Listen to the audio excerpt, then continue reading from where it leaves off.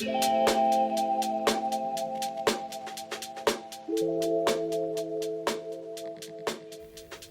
right, here we are. It is eclipse season again. We are already in it.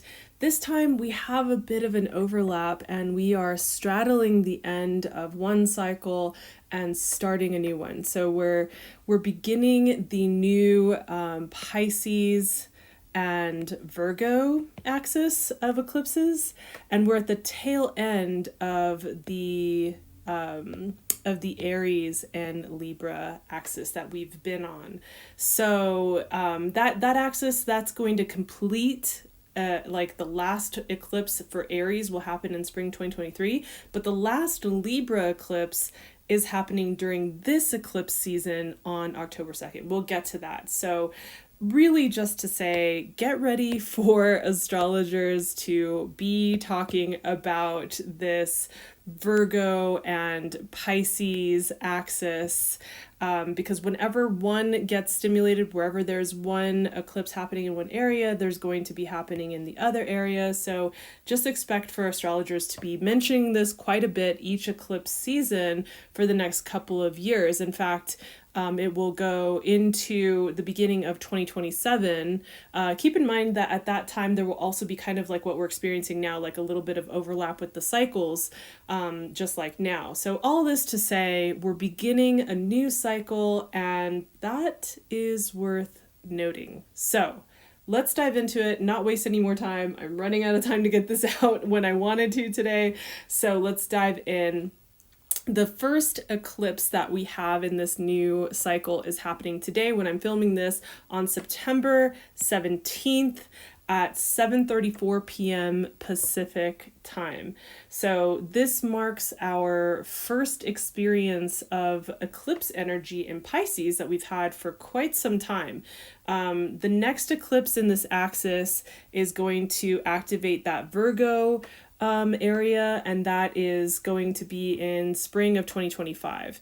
That's actually like to say, like, that's when it's fully going to turn on, but really the moment that we have this eclipse that we're having over here in Pisces today, it's activating this axis here, right? So we're getting a preview of what this new cycle of eclipses is going to bring, and about to, kind of hear some of the closing remarks of what is the last bits of the Aries and Libra axis eclipses, right? So you can imagine that like there have been stories, plot lines, themes that started to open up and occur when the Libra and Aries eclipses started.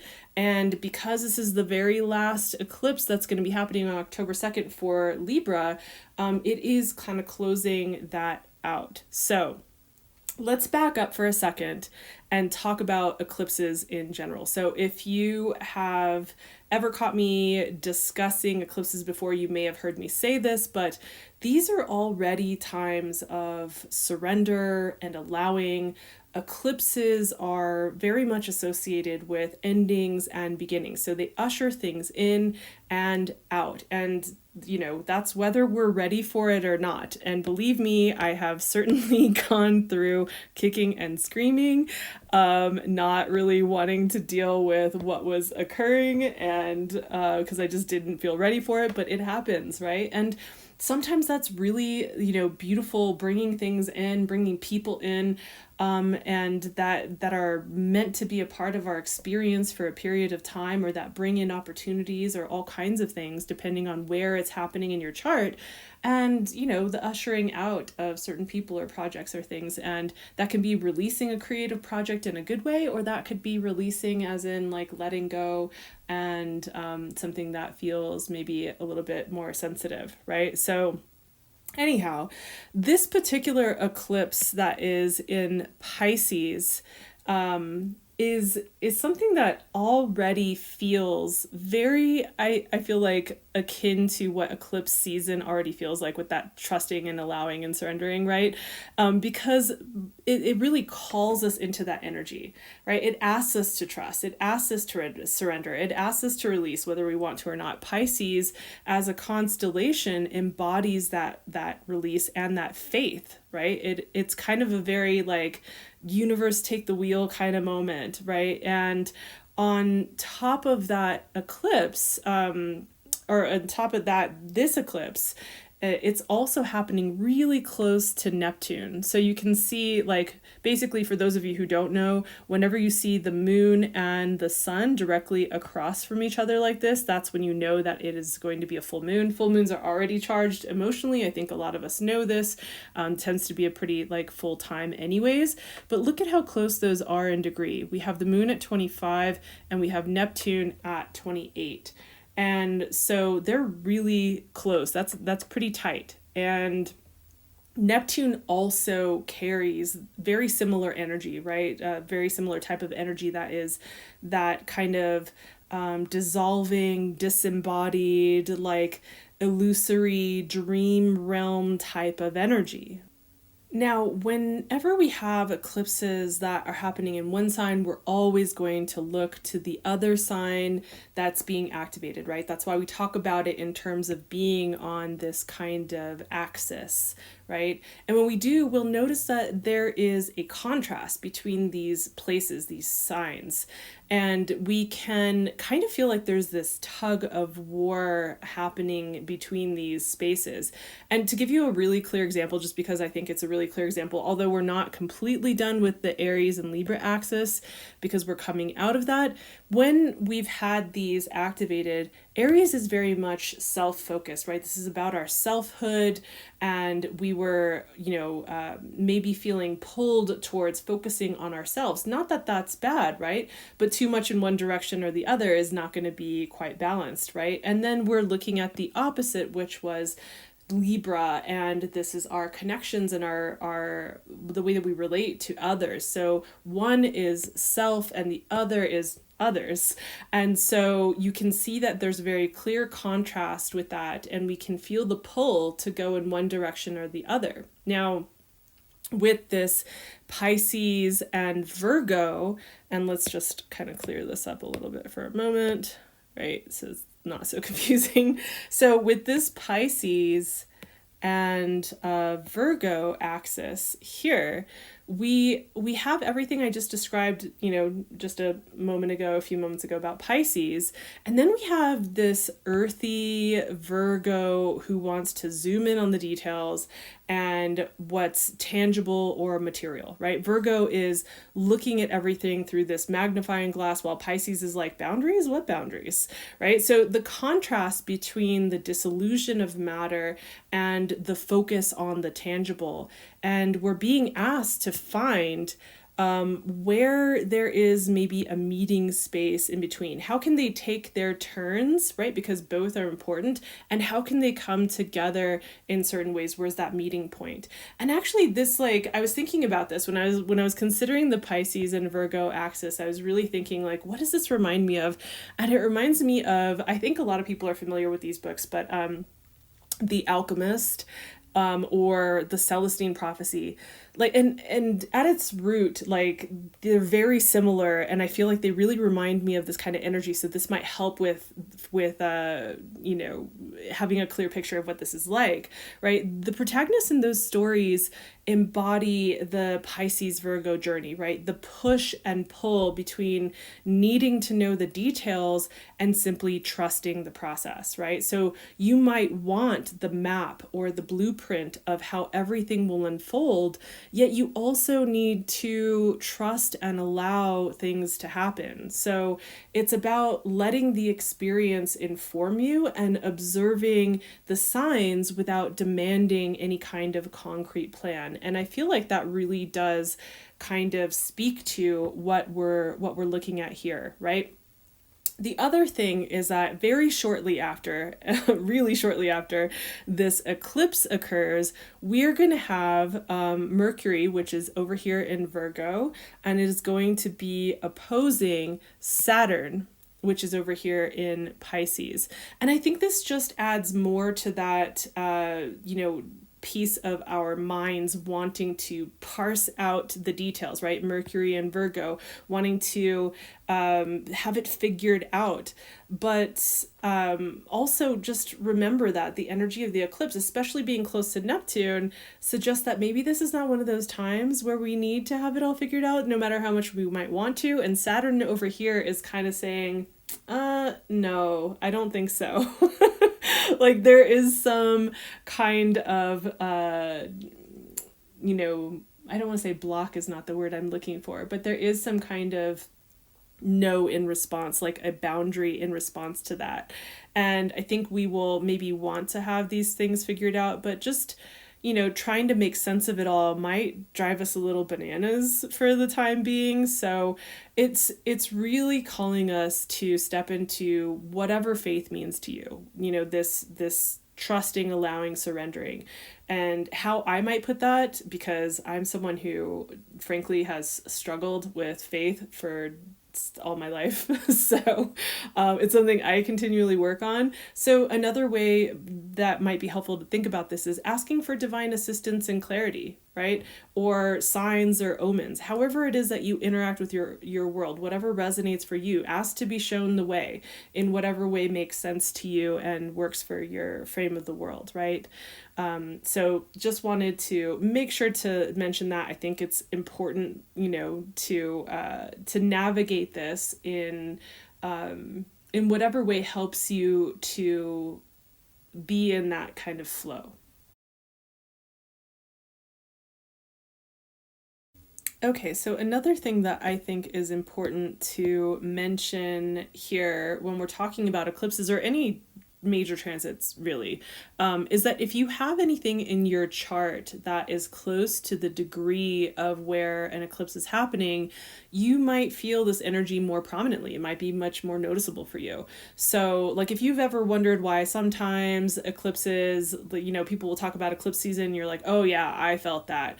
Other times it passes you by and you're just like, I don't know what you guys are talking about. Eclipses don't seem to affect me. So it could be because of what the eclipse is or isn't stimulating in your chart, right? That's like, this is a collective kind of video where I'm talking about this collectively, but of course when you want to zoom in and understand what's happening with your life and your chart specifically, you'll want to pay attention to some of these other kinds of details. So for those of you who are familiar with your chart, I won't spend too much time on this because I don't want to go over other people's heads, but for those of you who are familiar with your chart, the eclipse in Pisces on the 17th, right, is happening at, if you notice over here, it's happening at 25 degrees of Pisces.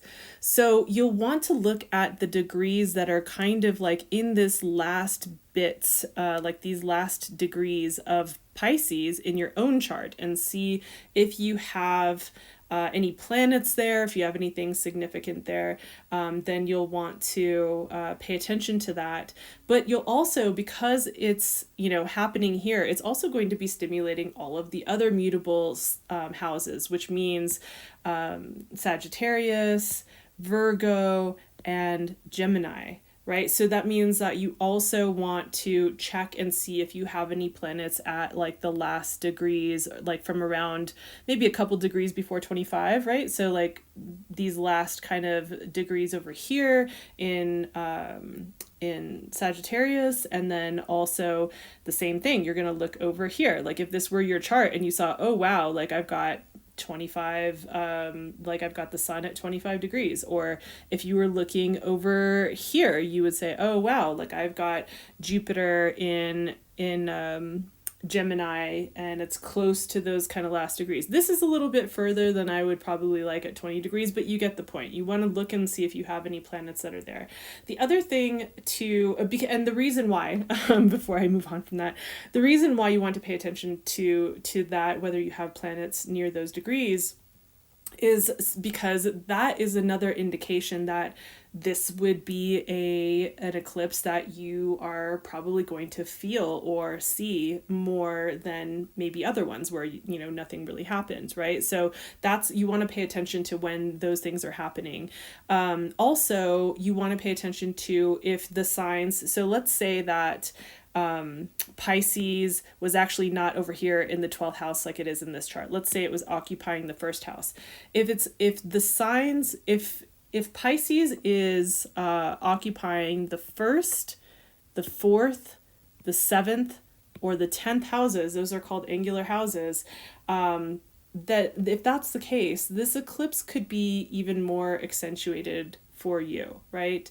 So if some of this is beyond your current understanding, don't worry. I'll be making future videos to help you interpret like how this shows up in your chart. But for those of you that are a little bit more familiar, I think it's just a nice reminder. It's good to remember like, hey, I should go look at my chart and see if I have anything in around the degrees of the eclipse, and then also see if it's in any of those angular houses that I was talking about, the first, the 10th, the 7th, and the 4th, right? So you just want to kind of give that a quick look over to see.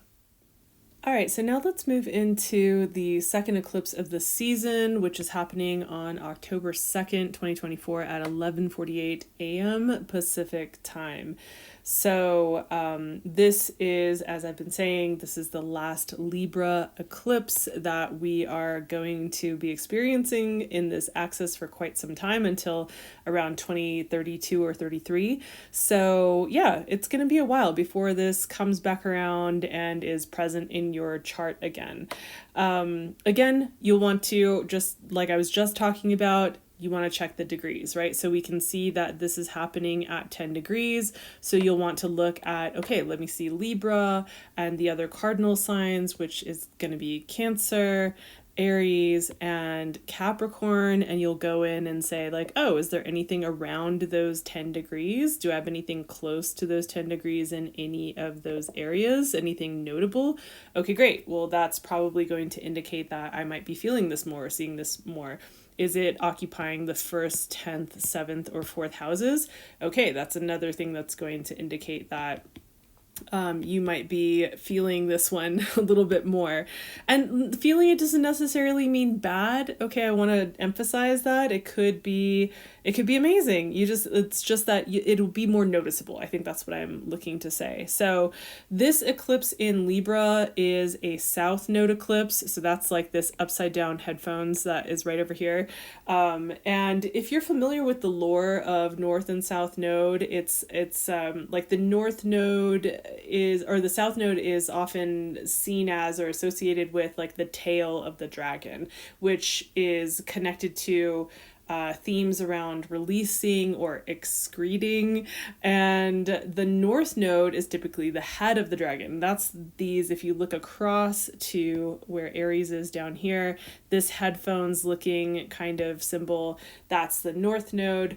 And, it has to do with excess, really, like insatiable appetite. And that's just a very oversimplified way of putting this, but this is already a long enough video, and I really want to get through this. So with this eclipse in Libra, we are looking at tying a bow on the stories and themes that have been in this axis and that really started in the Libra area of your chart when the eclipses were happening there. So that you can go back and look at when that was and have a better idea.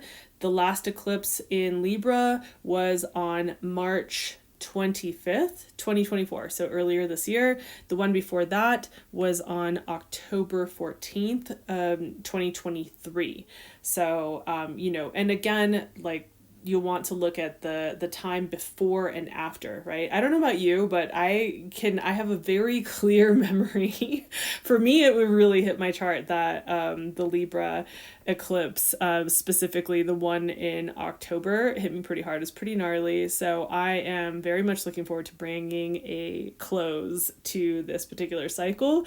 But yeah, you want to look back and see what kinds of themes were happening around those dates. See if you notice any common threads or themes. Remember that the eclipses are it's not happening just on that day, right? You want to look maybe a week before or after. So for instance, for that gnarly one for me in October, like a week before, exactly a week before, I had a really significant and quite painful event that happened in my life at that October 2023 eclipse. So that's to give you an idea. You're looking for that buffer of time around these dates, right? So and just because I think it's important to know, there are, how eclipse seasons work.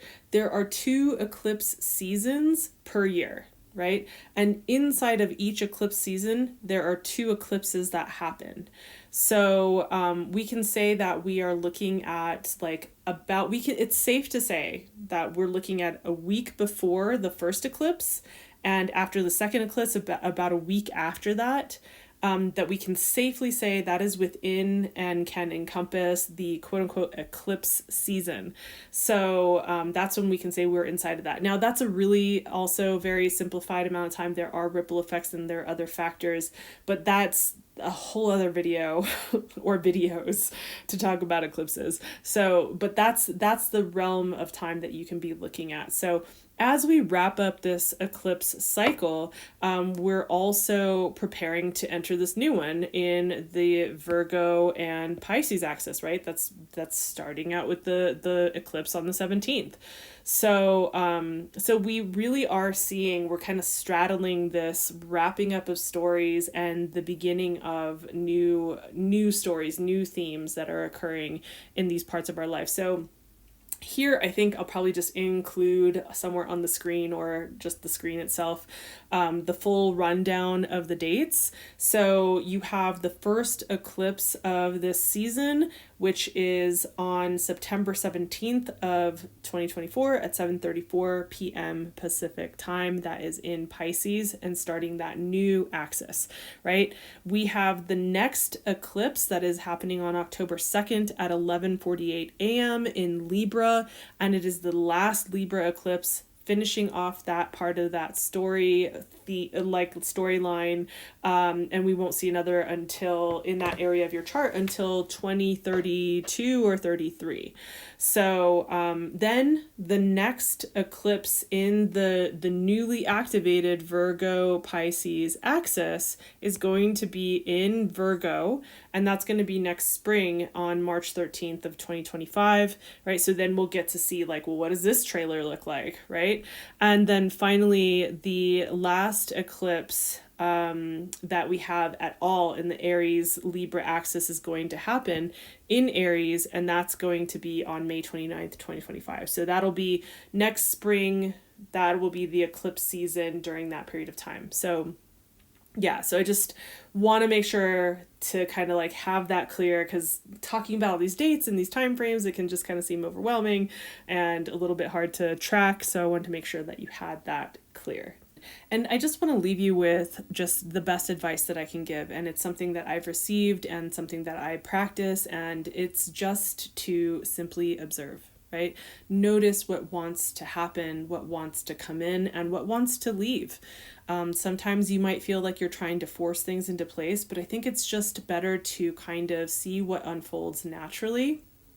Maybe part of what unfolds naturally is the forcing and the banging your head against a wall. Maybe that is part of the theme that comes up in a particular area, but just noticing, really reflect on what's coming up in your life and in which areas. And if you're familiar with your chart, take a look at the houses that these eclipses are occupying. So one last thing, I guess, one last thing that I want to make sure is clear about the eclipse axis is whichever house it's being activated, you want to look at that opposite house and understand what topics are being brought up. Not just what I was talking about earlier, but understanding what these houses mean. So if Libra is occupying your 10th house and Aries is occupying your 5th house. Like, what are the topics that are typically associated with these areas, so that you understand and get a clue as to like what kinds of themes might be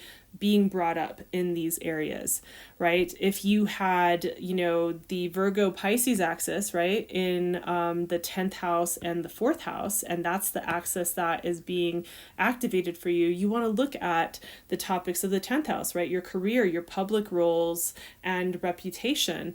And then you'll look at the opposite house and you'll look at the 4th house and know that that relates to home and family and your roots.